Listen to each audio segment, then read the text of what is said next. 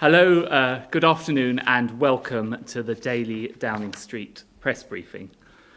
I'd like to start with a daily update on the latest data on coronavirus.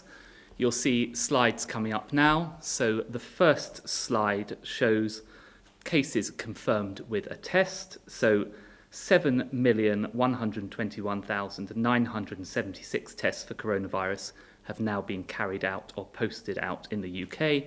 And that includes 140,359 tests carried out or posted yesterday. 299,251 people have tested positive, and that is an increase of 1,115 cases since yesterday. May we have the second slide, please? So the second slide shows the latest data from hospitals. So 387 people were admitted to hospital with coronavirus in England, Wales and Northern Ireland on the 14th of June. That is down from around 435 a week earlier and down from a peak of 3,432 on the 1st of April. 379 coronavirus patients are currently in mechanical ventilation beds in the United Kingdom, and that is down from 494 a week ago, and that in turn is down from a peak of 3,301 on the 12th of April. And may we have the third slide, please? So as you'll see from the third slide, this shows what's happening in hospitals across the country. There are now 5,308 people in hospital with coronavirus in the UK. That is down 13% from 6,123 a week ago. And again, in turn, that is down from a peak of 20,698 on the 12th of April. And as you'll see from the graphs, while there is some variation, most nations and regions in the UK are broadly following a similar pattern.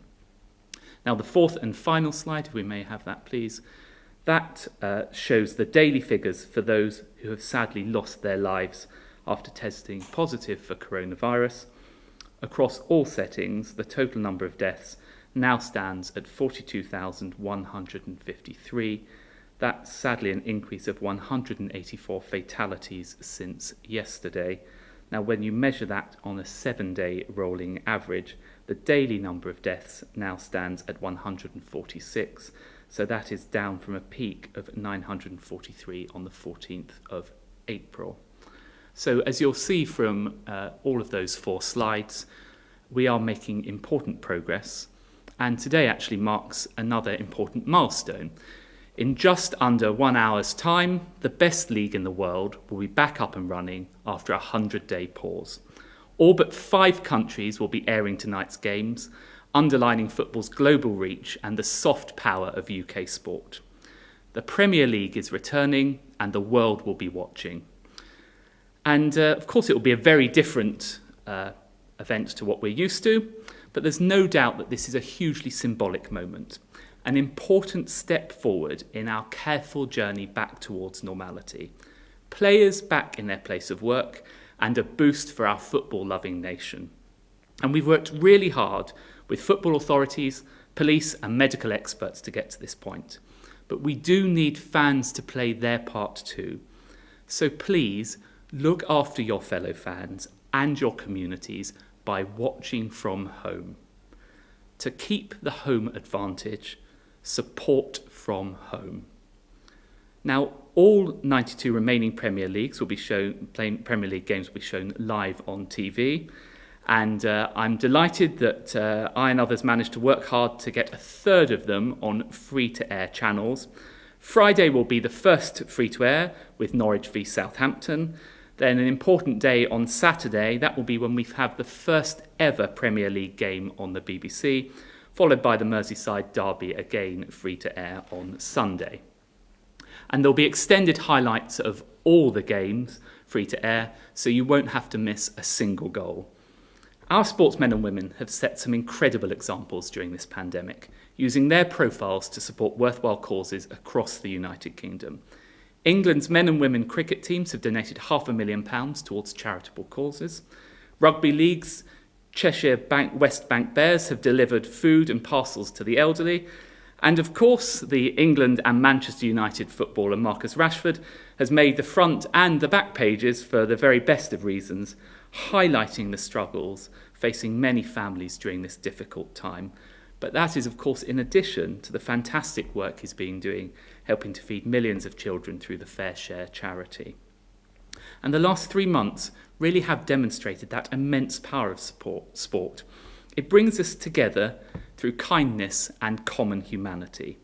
And actually, I was struck by this last week when I teamed up with His Royal Highness, the Duke of Cambridge, and some of Britain's biggest sports stars on mental health awareness. We chatted about the need to deliver generational change in perceptions and develop tools for good mental health, whether you're a sports star at the top of your game or a junior just starting out or a fan going through a difficult period. And as we get sport back, I really think this is a great opportunity for all of us to be much more open about talking about mental health. And the sports recovery was never, though, just about elite sports. I know that countless people are itching to get back to their gyms, their leisure centres, their five-a-side leagues and all the other normal fitness activities. So we're working closely with the sector to get grassroots and community sport back up and running as soon as it is safe to do so, with an aim of the start of July at the very earliest. And as we continue our efforts to get children back to school, I want to focus on the role that sport can play in improving young people's physical and indeed their mental health. So today is an important moment in our recovery. The return of elite sport has provided a model to follow, one which is based on close partnership, working with government, sport and the medics to bring it back safely. But it's a model that we're also applying to other much loved and much missed parts of our economy, in particular the performing arts. Now, I know they face enormous challenges, particularly given the impact of social distancing on live venues. And I really am looking hard at how we can address those challenges. Over the past few weeks and months, I've been talking extensively and intensively with people from across the UK's cultural sector to try and find a way through these issues. From some of our most creative directors and producers to those running our greatest museums, theatres and music venues. And an important part of all of this is to get performances back up and running again. Now, we've made a lot of progress through the Cultural Renewal Task Force and indeed the Entertainment and Events Working Group which sits within that. However, it is clear from all of this that we do need greater flexibility to overcome some of the very specific and practical obstacles to the return of live performance. So that's why, over the next week, we will be convening experts in a targeted way, bringing together our leading performers in theatre, choirs and orchestras with medical experts and advisors. And the idea is that they will work together in detail to develop that roadmap which is so badly needed to performing safely, with a particular focus on piloting innovative ideas that may permit live performances. I know how essential our theatres, our music venues and the performing arts are to our wider cultural ecosystem. Culture is our calling card, it's respected around the world, and I am determined to work with them and across government to support it and to preserve its world-leading position. Today's return of live football represents a significant milestone, but I hope it's just another step towards normality, to be followed by many more in the months to come. Thank you. So with that, I'm now going to turn to the first two questions, both of which we are going to see on this screen, and then I will respond to them. So the first comes from Laura in Eastbourne, and she asks, theatres around the country still remain closed with no reopening date in sight. How do you expect employers to keep their staff employed and to contribute to the job retention scheme who are unable to open and have zero income? Well, Laura, look, I hope I addressed some of that in my opening remarks. The first thing that we've done to support theatres is the job retention scheme. Without the job retention scheme, literally thousands of people in theatres would have lost their jobs already. Because of the job retention scheme, the government has spent tens of millions of pounds ensuring that those people can keep their jobs. We've also introduced schemes like, for example, deferral of VAT payments and business rate deferrals and indeed business rate reliefs. Of course, I know that for theatres in particular, as we open, and we've set the challenging target of the 4th of July, it's going to be exceptionally difficult for theatres to open consistent with social distancing. And that is why I continue to have discussions across government to see what further support we can give theatres during this challenging time. So hopefully that answers the first question. We are now going to go on to the second question, and this is from Val from Wetherby. She asks, what is the policy and strategy to allow visitors to relatives in care homes whose mental health has been severely impacted by lockdown, whilst at the same time protecting vulnerable residents? So first of all, I know, Val, and I don't know whether you have got family in care homes. I know what a terribly difficult time this has been for people who have families in care homes, not being able to see them in person. And the government really is aware of this challenge. I think it was essential that we protected people in care homes by not allowing that visiting to happen. Of course, I know that is something that my colleague, the Health Secretary, is continuing to work through, and as soon as it is safe to do so, we will ensure that that can happen. I really do understand your desire to be able to do so. So those are the two questions that we've had from the public. We're now going to turn to Hugh Pym from the BBC. Hugh, are you there?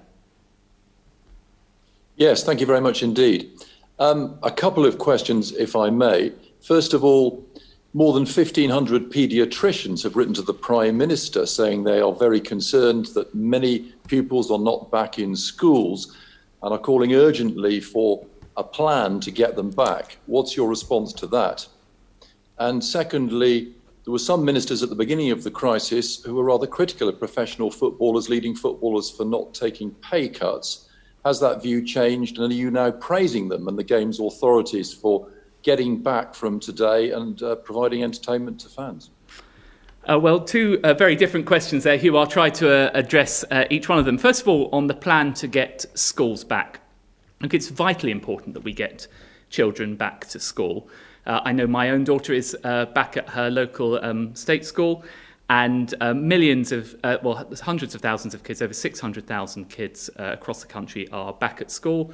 We've managed to get back children in reception and year one, and indeed in year six. Of course, we want to go further, and that's why from September we want to ensure that all schools are back. I do think it's important, though, as part of this, that we really reassure parents that it's safe for their kids to go back. And I've been really heartened by the incredible hard work that I've seen from teachers up and down the country who've worked so hard in difficult circumstances to get kids back to school. I do think it's a bit of a shame that their unions, and indeed it appears the leader of the Labour Party, is not also providing them with that kind of backing and support. In relation to professional footballers, I think it's wonderful that we've got football back, and we've worked really hard with the professional footballers and others on this, and then particularly I pay a tribute to Jonathan Van Tam, Professor Jonathan Van Tam, who's done an awful lot to reassure footballers about the safety of all of this. And I think it's entirely right that we should praise footballers for the role that they're playing in ensuring that we're able to get back to normal life as before. I think the comments you're referring to were in relation to the access to the job retention scheme. On the job retention scheme, I've always been clear, and I think most of the clubs have followed this, that you should only access the job retention scheme if you can't afford to use other means. And I think they followed that example. Do you have any follow-ups there, Hugh? Yes, on football, once again, do you have any concerns about fans gathering at grounds, and do you have any message to them? And secondly, what about lower leagues and the financial plight of many clubs? What support or assistance can you give there?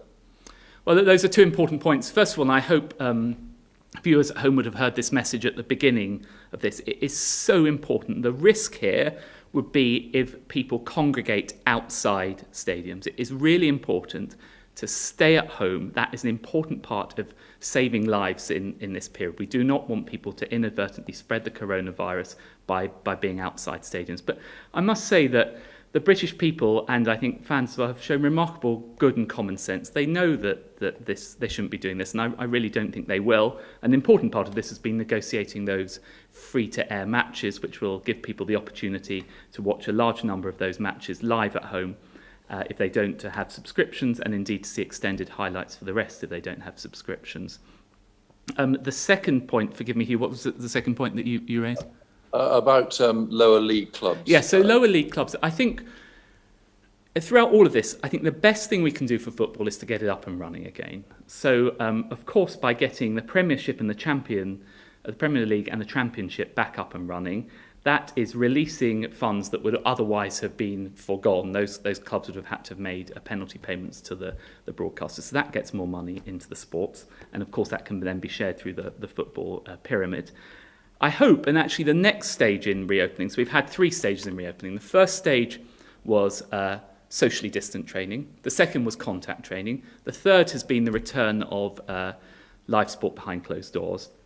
The fourth stage will be international competition. And the fifth stage will then be about seeing whether it's safe for fans to return to stadiums.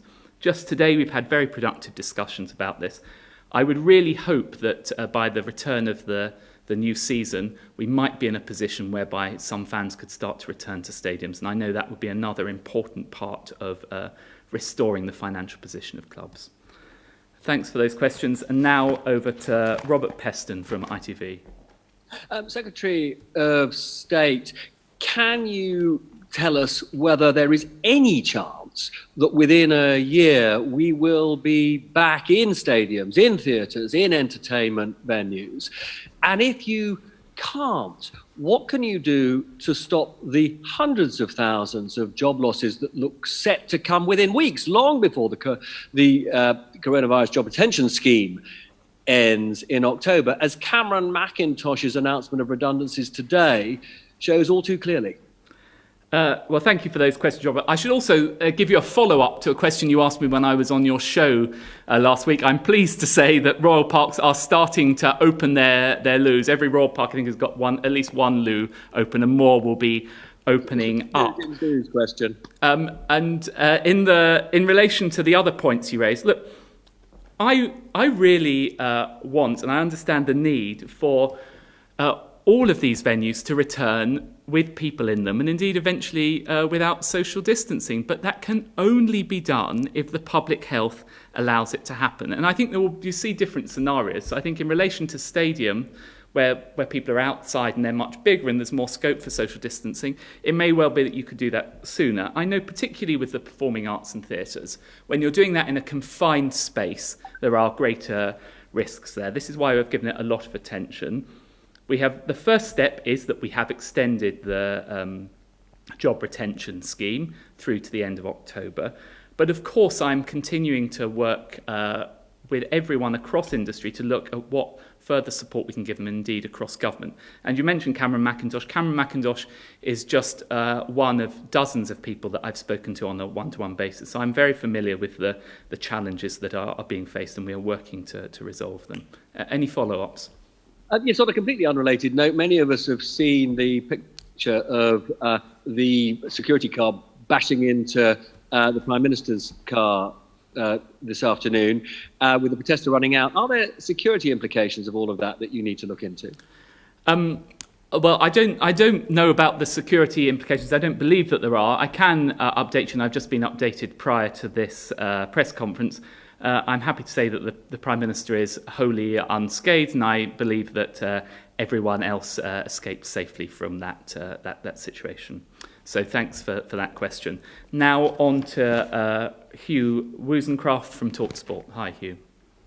Hello, thank you very much. You've joined the Premier League in urging fans to stay at home to watch and listen to Premier League matches. But what specific advice have you given the police if fans do turn up outside stadia, and what is the threshold for moving matches to neutral venues if there are any issues?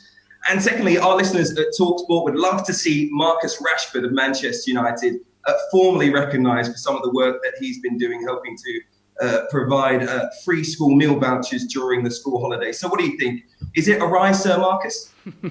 Well, on your first question, though, it's an important point. And actually, just before this press conference, I was speaking to the policing minister about this. And clearly, we have been working across the policing authorities.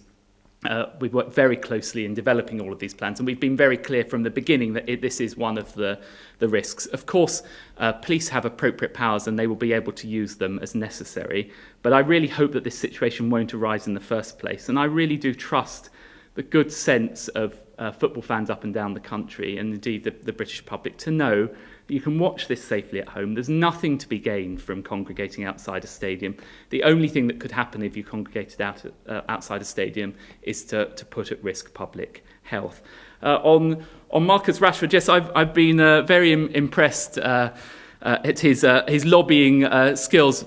Sadly, it's not within my purview to award knighthoods or anything else, but we'll see what happens on that front. Any follow-ups? Yes, just on the return of TalkSport listeners and football fans into stadia, what are the specific requirements that need to be met before you allow fans back into stadiums? And tonight in the Premier League and for the first round of matches, thank you NHS, and also Black Lives Matter will be on the shirt of Premier League players. I wondered what your views were on that. Well, first of all, on the steps to return fans to stadiums, it will be a similar process to what we've gone through with the return of live sport behind closed doors. So we are having intensive engagement to look at how that could be done safely. Clearly, we will not only look at the positioning of fans and where they are relative to each other, but there's all the issues about how you get in and out of stadiums in a safe way, how you have access to conveniences and everything else. And I want to be clear on this. We are having these discussions. I'm not at this stage indicating that this is going to happen, but of course that it is the final step in the five-stage process. In respect of what Premier League players have got on their shirts, look, I think it's up to everyone how they wish to mark Black Lives Matter, and indeed the NHS. They've taken that decision, and that's great for them to mark it in the way that they want to. My focus clearly as a minister is about creating opportunities. So, for example, I was really pleased last week to announce in relation to artificial intelligence, which is another bit of my brief, we're creating a conversion course there, and we've reserved 1,000 places on that conversion course for people who don't typically access it. So my focus is on creating those opportunities. So thanks very much for those questions. Now we are on to Gordon Rayner for the Daily Telegraph. Gordon. Good afternoon, Secretary of State. Thank you. On the subject of theatres and cinemas, Sir Patrick Balance was talking yesterday about the idea that the 2-metre rule was not set in stone. It could be flexible, perhaps. He talked about people sitting side by side, people wearing face masks, people being in ventilated areas. I just wondered if they're some of the things that you've been talking to theatres and cinemas about, and if perhaps you're thinking of opening them up with by using face masks or other means. They obviously rely hugely on large numbers of people being crammed in side by side. Is that one of the things that you're perhaps looking at to get theatres and cinemas reopened? And just a small point, could you ask us, Culture Secretary, how it's made you feel seeing some of our most loved public monuments, like the statue of Churchill, boarded up over the last few days? Thanks for both those questions. So the first one, I think there's actually 2 or maybe even 3 parts to it. So on the 2-metre versus 1 metre, we've got this review ongoing, and we will look at it in the way that you described.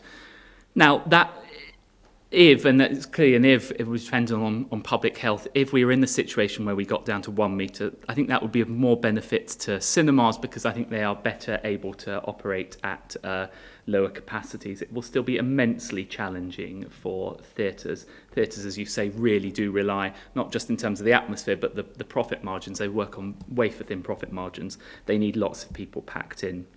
I have been in touch with Andrew Lloyd Webber and others about, for example, what they've done in Seoul in relation to one of his productions. And we are looking at that, and that's why, as I announced at the beginning of this press conference, we're creating a specific group to challenge all those kind of things. But I do have to say that that it is going to be very challenging to be able to do that. I think that in itself will not be enough to overcome the wider challenges around social distancing. That's to say that social distancing plays a very important part in reducing the spread of the disease. So I think we may be looking at some time for theatres to be returning to a state of where they can perform extensively, which is why I've been discussing what other support we can provide them with. In relation to statues, I think statues have huge symbolic value, particularly the cenotaph. So I was in touch with English Heritage on Monday, and I'm glad that English Heritage have removed the hoarding around the cenotaph. And my office has been in touch with the Mayor's office around the Churchill statue. The Churchill statue is under his purview because it sits within the GLA. And I'm hopeful that the Mayor will remove that. I think it's particularly important that this should happen, given that President Macron will be visiting shortly to mark that famous address from de Gaulle. To have Churchill covered up at that point would not be a great look, but I think the Mayor appreciates that. Thanks. Any other follow-ups there, Gordon? Well, I just felt I ought to ask you about the admission by Downing Street today that the Prime Minister is spending nearly £1 million having his Voyager aircraft repainted to have a Union flag colour scheme on it. Is that honestly the best use of taxpayers' money, do you think? Well, actually, I think that we have always spent money on promoting the UK around the world. If you look at the Great Campaign, and I see this with creative industries, and creative industries, we genuinely are a creative industries superpower, and we should be promoting that, and we've done that through the Great Campaign. And I think that the work on Voyager is part of that promotion. So thanks for those questions. And now over to Seb Payne at the FT. Thank you very much, Mr. Dowden. At one of these press conferences a month ago, you said that you hoped the British tourism industry would be up and running again by the beginning of July. If that's still your intention, when will you tell people about when they can go on holiday within the UK? Because most folks need a bit more than 2 weeks' notice. And it was good to hear your news earlier, Mr. Dowden, about toilets within the royal parks. But I was wondering what else this government is doing to help open more public toilets. You've urged people to go back to shops and have said people can socialise outside. But without those toilets open, it risks turning our parks and streets into cesspits. Thank you. Well, thanks for both those questions. Yeah, as I announced at this press conference, or didn't announce at this press conference, I confirmed what the Prime Minister had said at this press conference a month ago. We've set out a roadmap, and you saw the latest stage on delivering on that roadmap at the beginning of this week with the opening of non-essential retail. The next stage on this roadmap is the 4th of July. I very much hope that we will be able to stick to that roadmap and we will see tourism return to the UK. I'm a huge fan of British holidays. I've holidayed from everywhere from the Lake District to Northumbria to Devon, Cornwall, Dorset, Norfolk, all these wonderful places. And I want to be out there making the case for people to do that. But of course, we can only do so when it is safe to do so. So we will publish the guidance in due course. We've made a lot of progress with it, but the key thing is ensuring that it's safe to do so. On toilets, I should emphasise that toilets don't actually fall within my ministerial portfolio aside from the Royal Parks, which is one of DCMS's arm's length bodies. But I know that Secretary of State for MHCLG has set very clear guidance for local authorities that they should be opening those toilets, and I very much agree with that. Any other follow-ups, Seb? Yes, thank you, Mr. Dowden. Earlier, a couple of weeks ago, this government said we shouldn't expect to have any summer holidays abroad. But now there's been reports that the government is close to securing air bridges to allow Brits to go on holiday to Spain or Greece. Do you expect us to be able to go on holiday, say, by August? Thank you.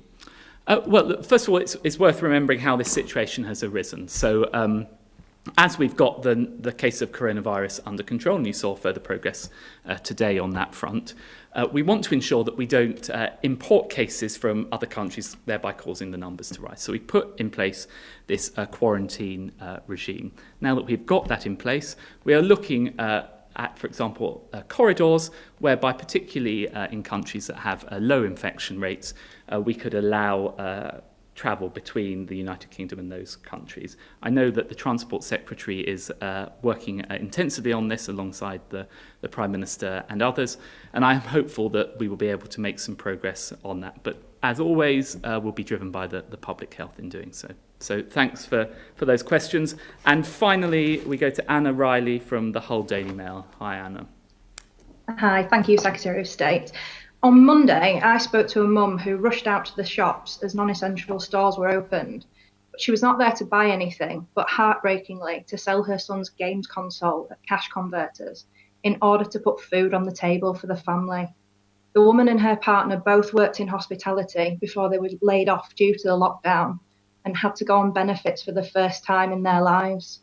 They say it's not enough money to live off and they don't know how they're going to make ends meet in the long term. What would you say to that woman and other people struggling in Hull right now?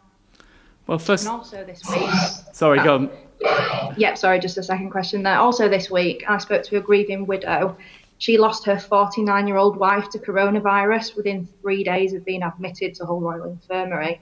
She had no underlying health conditions and died before even getting to meet her newly born grandson. Her widow is now part of a campaign group that thinks the government delayed its response to protect the public from catching coronavirus, and in doing so, failed to save thousands of lives that have been and still continue to be lost to this deadly virus. She believes, like former Sage member Professor Neil Ferguson, that the number of UK deaths could have been halved. That's around 20,000 lives saved if lockdown had come just a week earlier. Now, no one expects the government's response to have been perfect in handling a pandemic that the world's never seen before. But please, can you be honest? What has been the government's biggest mistake so far? Okay, well, thank you, Anna, for those very detailed questions. The first thing I would say is my most profound sympathies to the lady who's lost family. And of course, to anyone, and many people I know have lost jobs during this coronavirus. This is not something we wanted to happen, but we have had this unprecedented public health crisis, and we've had to take very draconian measures in order to save lives and to protect the NHS. In response to that, the Chancellor has announced an unparalleled package of measures to support people. And if you take just, for example, in Hull alone, 31,900 people in Hull have benefited from the Job Retention Scheme. 4,000 businesses have benefited from the local authority grant. 6,000 people have benefited from the self-employment income scheme. So that's literally tens of millions of pounds of support. But sadly, we can't support everyone. That's, for example, why we have increased the universal credit. But in the long run, what we have to do, as long as it is safe to do so, and hospitality is an important example of this, is to reopen those sectors. And we're not doing this for some sort of ideological reason. We're doing it for precisely the reason that you set out, which is that people need to be able to get their jobs back and get back to work if it's safe to do so. And in respect of the point about when we introduced lockdown at the beginning of this crisis, ministers clearly made the decision. We were informed by scientific advice in doing so. We did so at a relatively similar stage in the progression of the disease as other countries did so. On the point about the numbers of people affected and the lessons to be learned, it really is just too early to make those sort of comparisons. Different countries have different ways of measuring it. Different countries have different demographics. Of course, there'll be a time when we need to look at all of those lessons. But I hope that you and people watching will appreciate our focus as a government and as government ministers, and indeed my focus, has to be on what we are doing to continue to control and drive down the numbers of this disease. So thank you for those questions. Did you want to have a quick follow-up? Yes, go on. Yeah, you say the time's not right now. Will there be an inquiry in the future then as to measures that could have been put in place or lessons learned? Yes, well, in the future.